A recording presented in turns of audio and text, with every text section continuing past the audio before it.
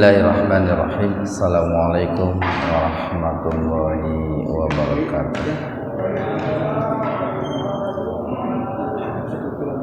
Innal hamdalillah nahmaduhu wa nasta'inuhu wa nastaghfiruh wa na'udzu billahi min shururi anfusina wa sayyiati a'malina. May yahdihillahu fala mudilla lahu wa may yudlilhu fala hadiyalah. Asyhadu an la ilaha illallah wahdahu la syarikalah wa asyhadu anna Muhammadan abduhu wa rasuluh alladzi la nabiyya wa la rasula ba'dah. Hadirin ikhwatul iman jemaah kuliah subuh, yang mudah-mudahan senantiasa mendapatkan ridho dan ampunan Allah Subhanahu wa taala. Kajian tafsir di Majelis Tafsir Iliyin pada kesempatan subuh kali ini membahas surat Al-Baqarah ayat berapa ya? 247. Al-Baqarah ayat 247.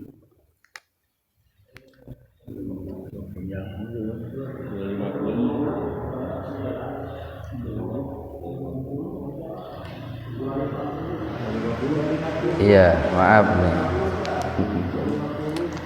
Al-Baqarah ayat 250, halaman 41. Halaman 41 Al-Baqarah ayat 250. Kita bahas tadinya dulu. Walamma gunnah, mim bertasdid itu gunnah. Gunnah itu artinya mendengung, tahan dua ketukan. Matabi alif barzu matabi wahu, pakai zai bukan pakai jim. Lijaba lija matabi alif lu matabi wahu wajunu matabi wahu dihi mansila qasira. Huruf H didahului huruf hidup, dalnya kan hidup, jadi hi-nya dibaca panjang dua ketukan. Ko mantabi alif, lu mantabi wawu, rombna romba, jangan lupa itu banyak pakai tasdid. Rabbana majaiz munfasil. Mantobi alif bertemu hamzah secara terpisah atau di lain kata. Afrigh ghain bukan huruf qalqalah. Jadi jangan afrigh, afrigh alai madlain. Na matabi alif sob qalqalah sugro sob raw mad idgham bigunah, maaf ya. Kalau seandainya mau disambung, sebab kebanyakan orang itu kalau berdoanya begini, qalu Rabbana afrigh alaina sabra. Nah, kebanyakan begitu. Kalau mau berhenti di situ dibacanya mad iwad. Ro-nya dibaca panjang dua ketukan, sabra. Tapi kalau mau diwasol disambungkan itu menjadi idgham bigunnah. Sabra. Nah, idgham bigunnah. Dimasukkan ke wawu dengan mendengung. Ini doa ini Pak. Doa ketika kita menghadapi kesulitan, termasuk kalau dalam perang itu ketika menghadapi musuh ini. Wa tsabbit aga qalqalah sugro da matabi alif mana matabi alif wang ihfa akram. Jadi dibaca samar tapi sepintas saja. Nun mati ketemu huruf shad dalam satu kata, jadi dibacanya sepintas.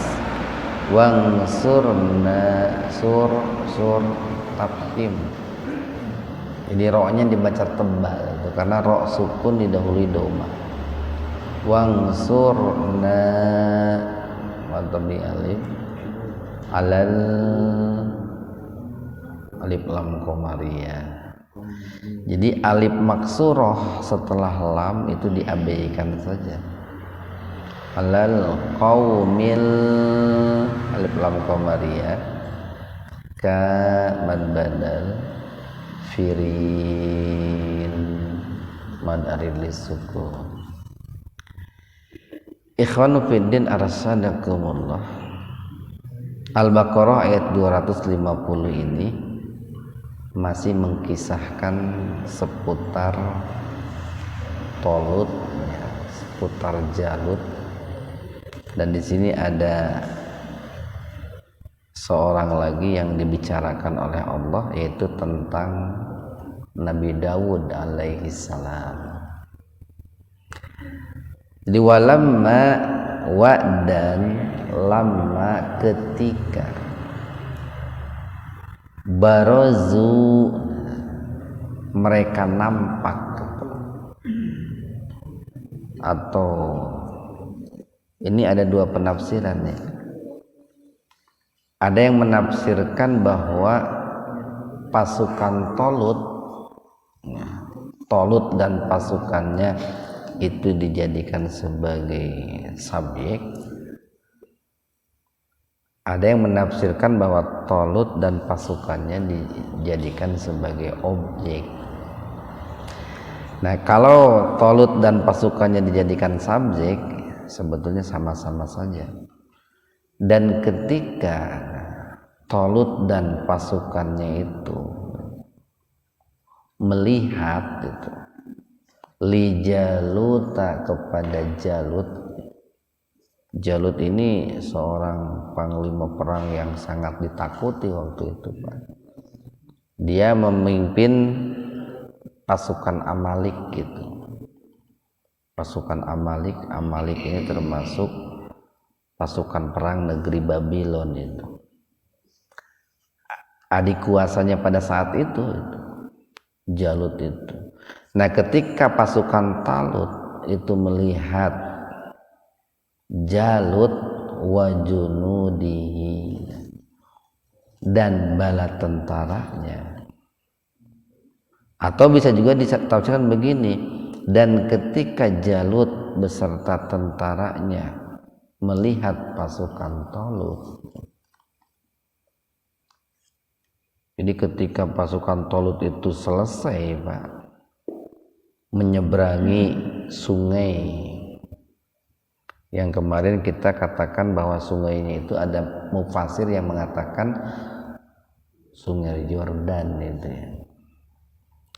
Sungai Yordan yang dikeramatkan oleh orang-orang Bani Israel sampai saat ini itu. Sampai saat ini. Nah, waktu itu kan jumlah pasukan Talut itu hanya sedikit ya. Kisaran 300. Ada yang menyebutnya 314 itu ya. Ya artinya sedikit lah bila dibanding dengan pasukan Jalut yang sangat besar, termasuk bila dibanding pasukan Talut sebelumnya, karena kan sebagian pasukan Talut itu lari dari medan perang. Dan perlu saya katakan bahwa lari dari medan perang tanpa komando dari pucuk pimpinan, tanpa bertujuan untuk mengatur strategi, itu termasuk dosa dosa besar. Wa tawalla yaumaz zahfi itu dosa besar itu. Nah, pada saat itu pasukan Tolut dan pasukannya, qalu mereka berdoa. Jadi qalu itu bisa berkata, bisa berdoa, bisa menyeru itu, tergantung konteksnya seperti apa. Qalu mereka berdoa, Rabbana, wahai Rabb kami. Ini kan menunjukkan bahwa mereka itu seorang muslim, Pak. Tidak mungkin kalau dia bukan muslim berdoa Rabbana. Di Rabbana, wahai Rabb kami, afrig, curahkanlah gitu, karuniakanlah atau tuangkanlah. Sebetulnya kan afrig itu, farogo itu kan kosong, Pak. Arti letterleknya itu kosong. Ketika kosong nih, kenapa kok muncul kata afrig kosong? Biasanya begini, Pak nih. Ketika orang itu dalam keadaan lemah, kemudian dalam keadaan takut, mereka itu kosong dari yang namanya kekuatan, kosong dari yang namanya keberanian. Nah, maka pada saat kosong itulah biasanya orang itu berserah diri sepenuhnya kepada Allah. Dengan cara apa? Dengan cara supaya Allah itu memenuhi, mengisi hatinya, mengisi jiwa raganya itu dengan berbagai macam kekuatan, dengan berbagai macam kesabaran. Nah, biasanya oleh penerjemah itu langsung diterjemahkan curahkanlah, tuangkanlah. Asalnya artinya afrig itu kosong. Jadi Rabbana, wahai Rabb kami, afrig, curahkanlah atau tuangkanlah, alaina, terhadap kami, sabro, kesabaran. Kenapa kok doanya itu supaya dituangkan kesabaran, dicurahkan kesabaran? Karena ini pasukan Tolut, Pak. Kalau seandainya mereka itu tidak sabar, itu sudah kabur itu, Pak, sudah lari. Atau 300 itu, Pak, 313 itu melawan puluhan ribu itu, Pak.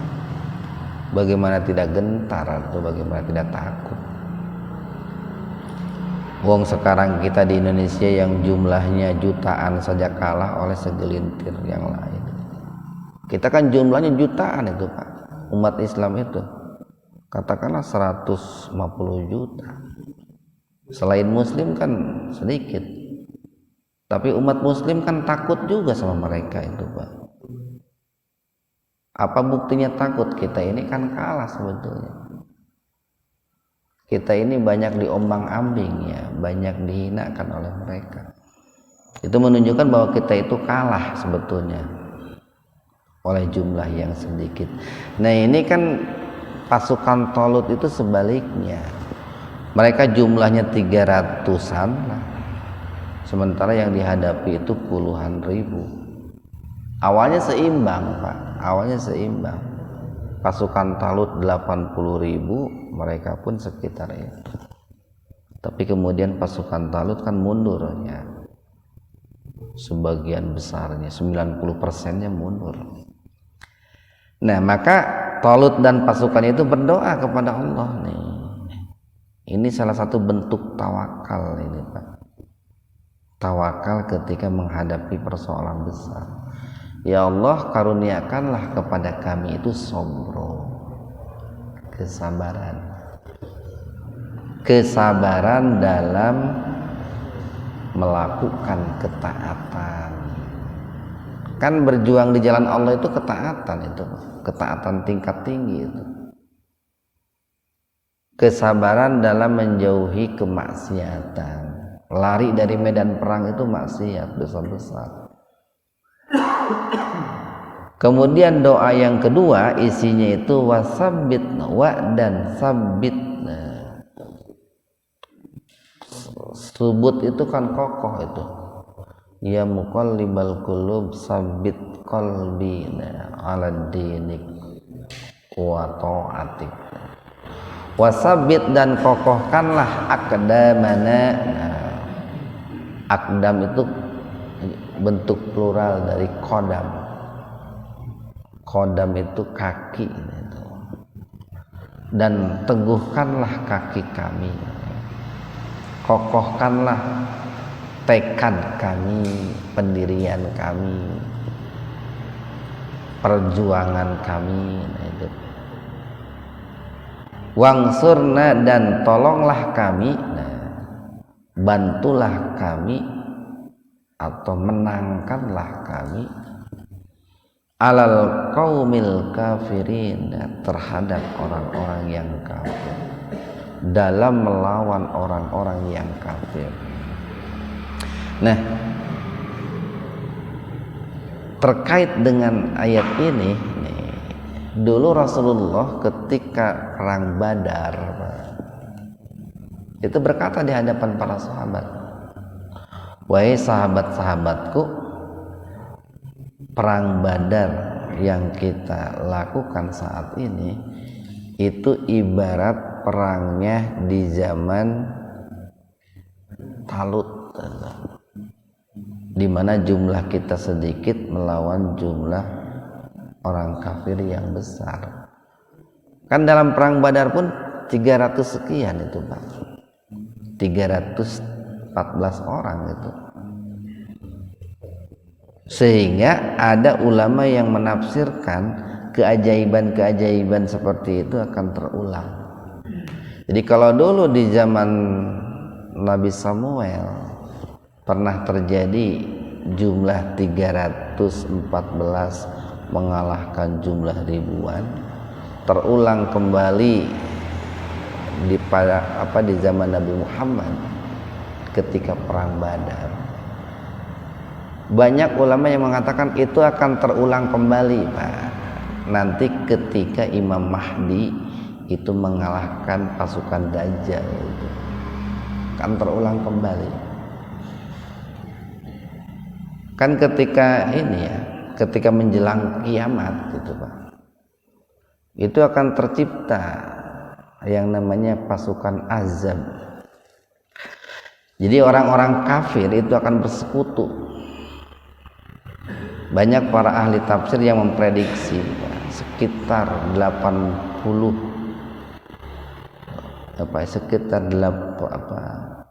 ribuan lah pokoknya, Pak, sekitar 12.000 negara itu, Pak. 12.000 negara itu akan mengepung umat Islam, dan itu akan dikalahkan oleh jumlah pasukan umat Islam yang dipimpin oleh Imam Mahdi itu jumlahnya sekitar 300-an itu, Pak, yang akan mengalahkan mereka itu. Ribuan pasukan kafir itu akan kalah dengan jumlah yang sedikit itu. Walaupun ini kan persoalan gaib, Pak. Persoalan gaib itu tidak dijelaskan dengan pasti siapa sosok Imam Mahdi itu. Walaupun kamari anu ngaku geuning di mana teh Imam Mahdi. Yang jelas ada, Pak, Imam Mahdi itu bakal ada itu. Bakal ada. Cuman sosoknya tidak tahu siapa Imam Mahdi itu. Nah, ketika melakukan perang Ahzab itu disebut Ahzab itu karena orang-orang kafir nanti akan bersekutu itu, Pak. Sampai-sampai nih dalam perang nanti itu yang disebut dengan ini Al-Malhamah Al-Kubro itu, Pak, atau bahasa populernya itu perang Armageddon itu, Pak. Itu jumlah pasukan orang muslim yang tadinya besar itu mendadak hilang gitu, Pak. Takut menghadapi jumlah orang kafir yang luar biasa itu. Sehingga ketika pasukan muslim itu diberangkatkan oleh Imam Mahdi, berangkat 1.500 yang balik hanya satu, Pak. Semuanya mati itu. Diberangkatkan lagi yang kedua 1000, yang balik cuma satu, mati semuanya. Baru di sisa pasukan yang ketiga, disitulah Allah berikan kemenangan. Itu kalau baca dalam hadis itu nanti akan terjadi itu perang antara sungai Efrat dan Tigris itu. Nah di situ Allah akan memunculkan ujian bagi orang-orang kafir dengan munculnya gunung emas itu, Pak. Ini wallahu alam nih, kapan terjadinya itu? Kan muncul yang namanya gunung emas, disitulah orang-orang kafir itu akan berebut emas. Di sisi lain Allah akan mengirimkan yang namanya hujan meteor itu, Pak, untuk membantu umat Islam itu. Nah itu jumlahnya umat Islam itu sedikit sekali, sedikit itu, sedikit. Yang mau berjuang di jalan Allah, bersabar, waktu itu sedikit. Nah itulah yang dikatakan berulangnya sebuah peristiwa itu seperti itu, dan sudah 2 kali terulang tuh. Jadi di zaman Nabi Lut, kemudian di zaman Nabi Muhammad. Nah ini tinggal membuktikan perkataan Rasulullah, peristiwa itu akan terulang di akhir zaman.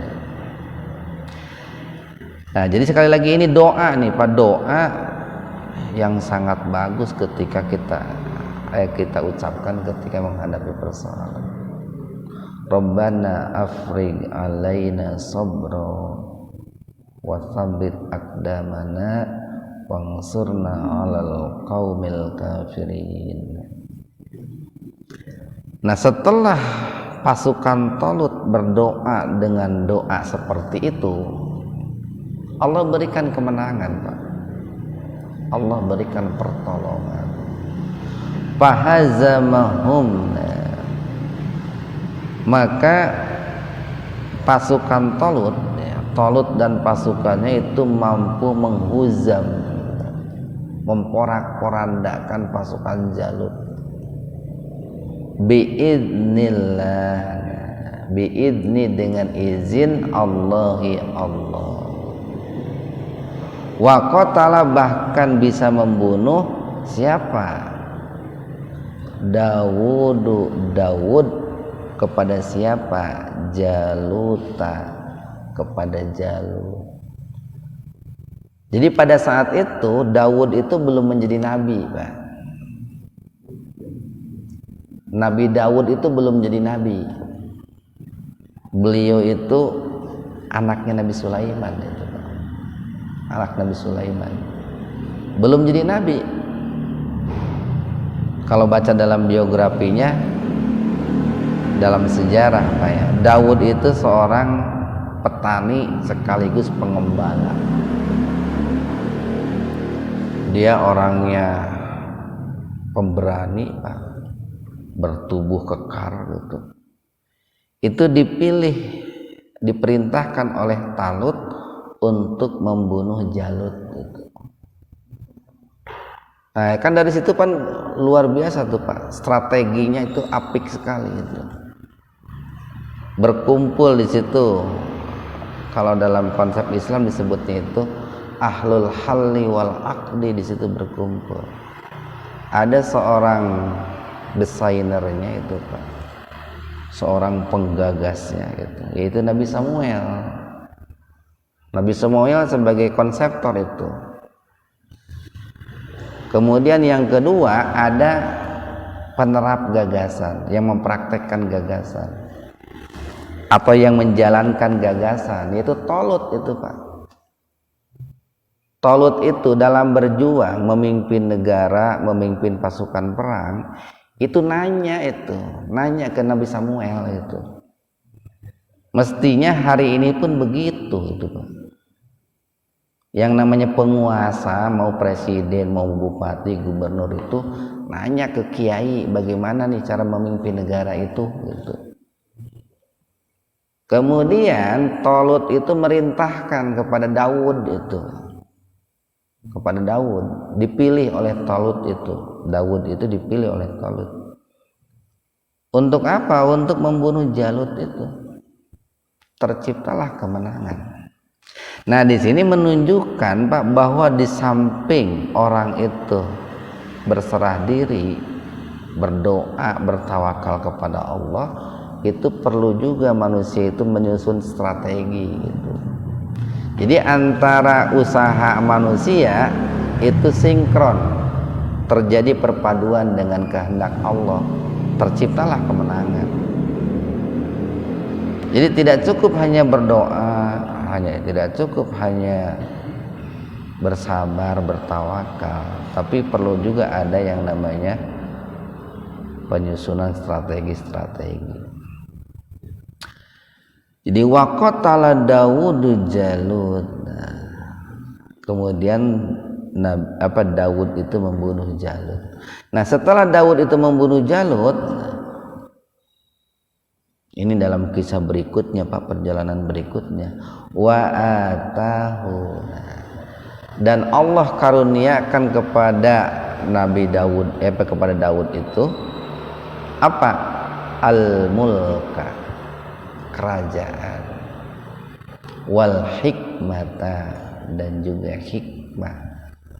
Ada yang menafsirkan bahwa hikmah di sini adalah an-nubuwah, kenabian. Jadi setelah dalam waktu yang cukup lama setelah peristiwa perang itu, Nabi Samuel wafat. Kemudian Raja Talut pun itu wafat. Maka kepemimpinan itu termasuk kenabian itu Allah serahkan kepada Nabi Daud, Pak. Jadi kalau Nabi Samuel itu bukan sebagai seorang raja, tapi seorang nabi, pure seorang nabi.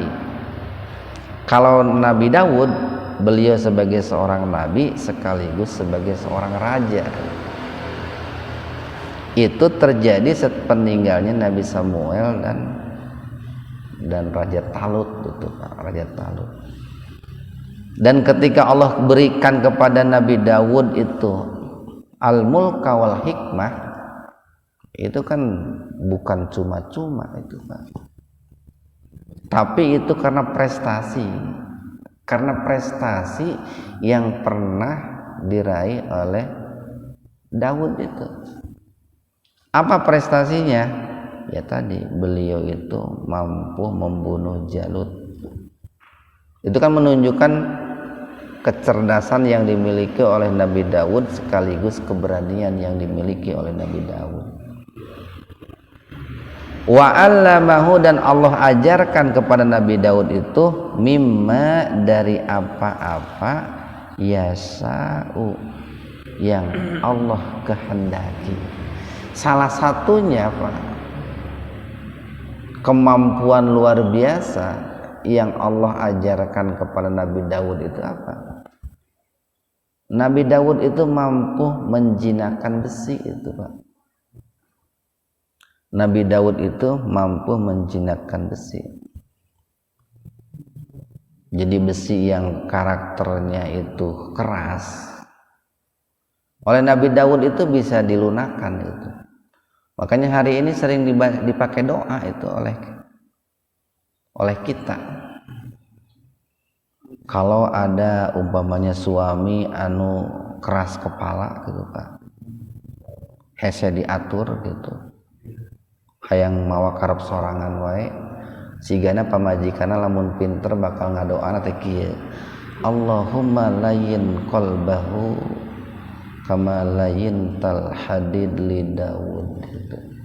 Ya Allah, mudah-mudahan salaki teh sing lembut hatena, tong metengkreng wae seperti engkau melembutkan besi, menjinakkan besi untuk Nabi Daud. Nah gitu, Pak. Bisa dibaca itu doa seperti itu. Di Allahumma layyin qalbahu kama layyintal hadid li Daud. Fa innahum la yantikuna wa la yubsiruna illa bi idnik. Nah itu. Kalau menghadapi ini, Pak, barangkali nih di tengah hutan ada harimau, ada singa gitu. Atau ayah preman, ayah penjahat. Nah itu bagus doa itu. Allahumma layyin qalbahu kama layyintal hadid li Daud. Nah diharapkan dengan doa itu Allah itu menurunkan rasa takut pada hati seorang preman itu, pada hati perampok itu. Kan walaupun tato naloba, anting naloba, mawa golok, tapi lamun hatena sieun Pak, ya sieun Pak. Sanajan menghadapi orang yang kecil gitu. Kalau hatinya sudah takut ya takut.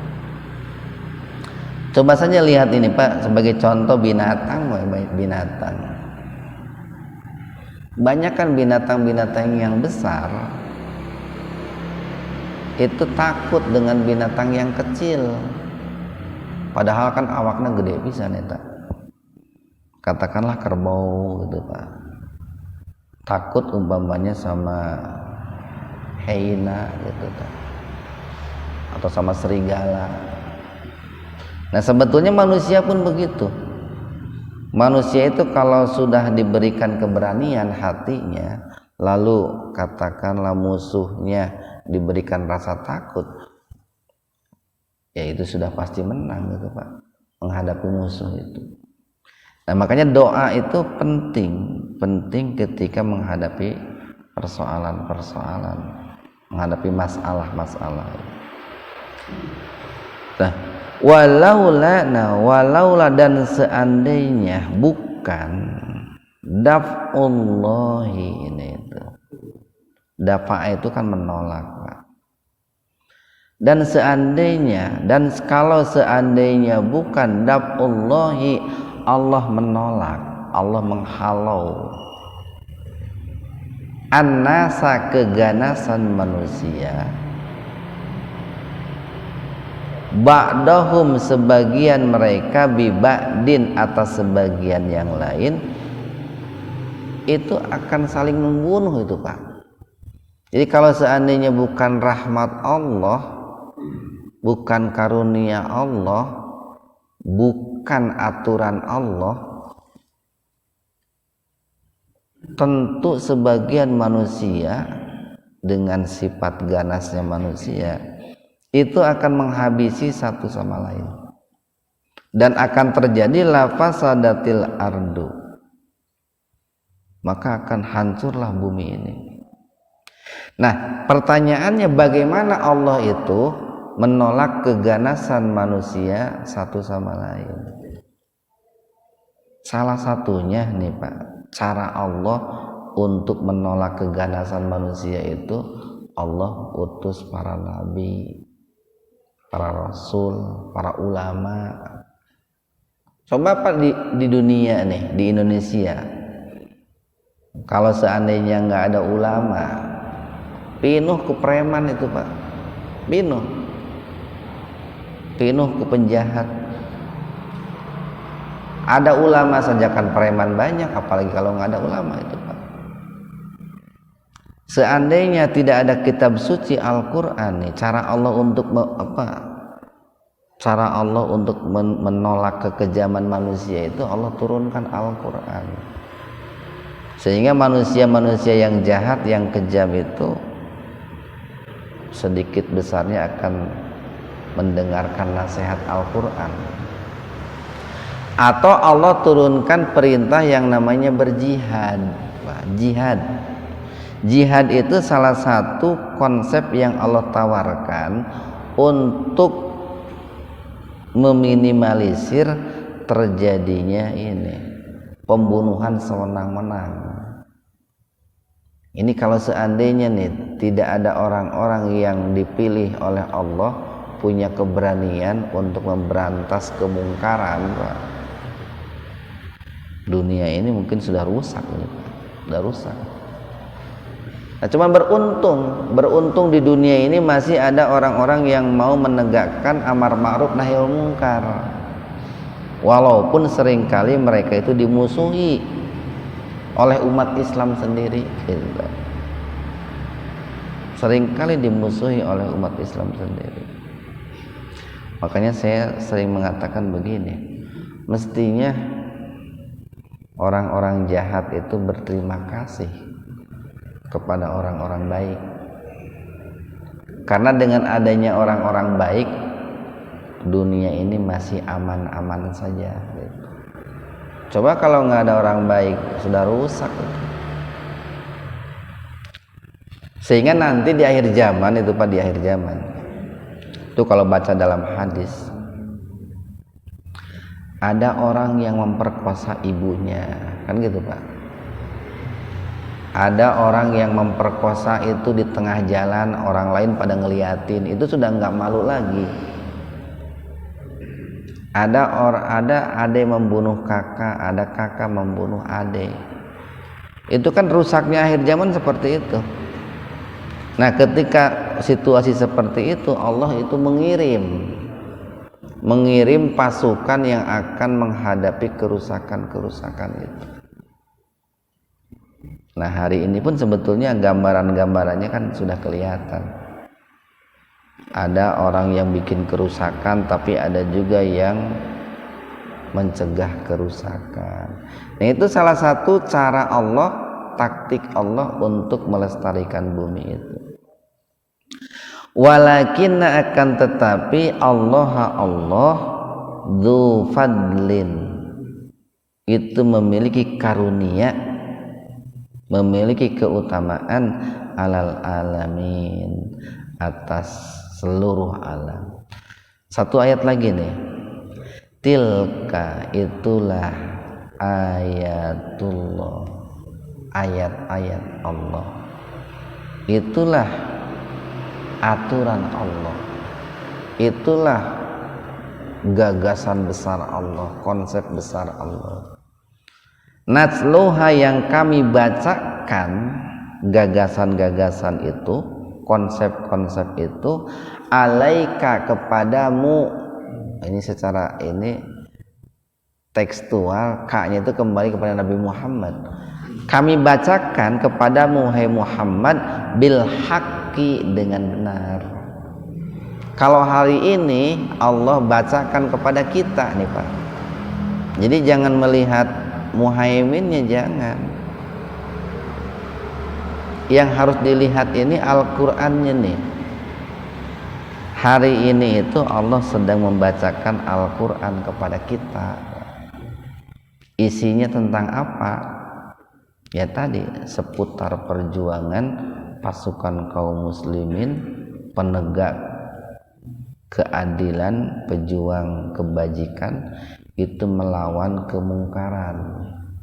Nabinya Nabi Samuel, rajanya Raja Talut, kemudian kalau sekarang itu katakanlah Abri, Pak.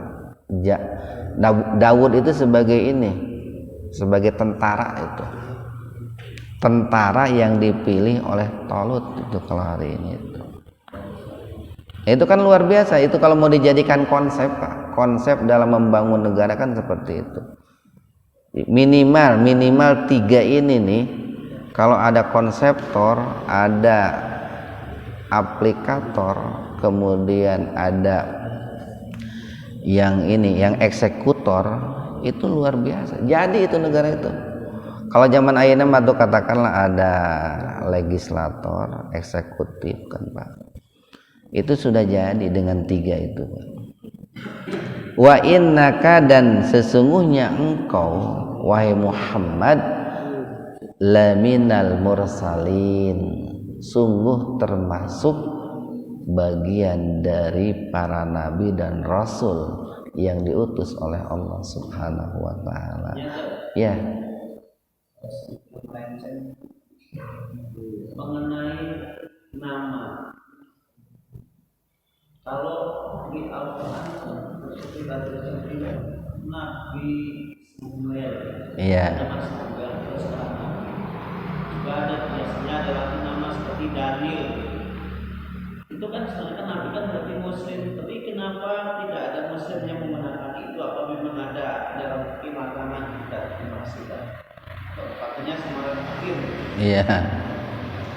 Kenapa kok tidak ada yang memakai nama seperti itu gitu. Ada juga suka. Cuman barangkali di kita nama-nama itu kurang familiar lah. Atau begini nih, kayak Ibnu Sina gitu ya. Ibnu Sina itu kan diganti zaman sekarang itu menjadi Sayyina gitu. Padahal kan sebetulnya Ibnu Sina itu kalau sudah disebut Sayyina gitu, itu kan kesannya bukan muslim lagi. Jadi kayak Nabi Samuel, kayak Nabi Daniel gitu, kayak Nabi Yegesitsa, itu ada juga sih sebetulnya yang menggunakan nama-nama itu gitu. Cuman barangkali di negara kita Indonesia nama-nama itu kurang familiar. Tapi di negara-negara lain cukup banyak yang menamakan anaknya dengan Samuel. Ada. Ya? Iya. Nah, termasuk ya itu tadi Pak Haji. Kenapa kok jarang yang menggunakan nama-nama itu? Karena tadilah barangkali ada salah pemahaman Pak. Dalam arti salah memahami itu begini, ini nabinya orang Yahudi, nah gitu. Ada bahasa-bahasa gitu. Ini nabinya orang Nasrani, gitu. Padahal sebetulnya itu bukan nabi Yahudi, bukan nabi Nasrani. Itu nabi yang diutus oleh Allah kepada mereka orang-orang Bani Israel. Nah, di kalangan Bani Israel banyak yang menggunakan nama-nama itu, banyak. Nama Samuel itu banyak. Ya, terima kasih. Subhanakallahumma rabbana wa bihamdika asyhadu an la ilaha illa anta astaghfiruka wa atubu ilaik. Assalamualaikum warahmatullahi wabarakatuh.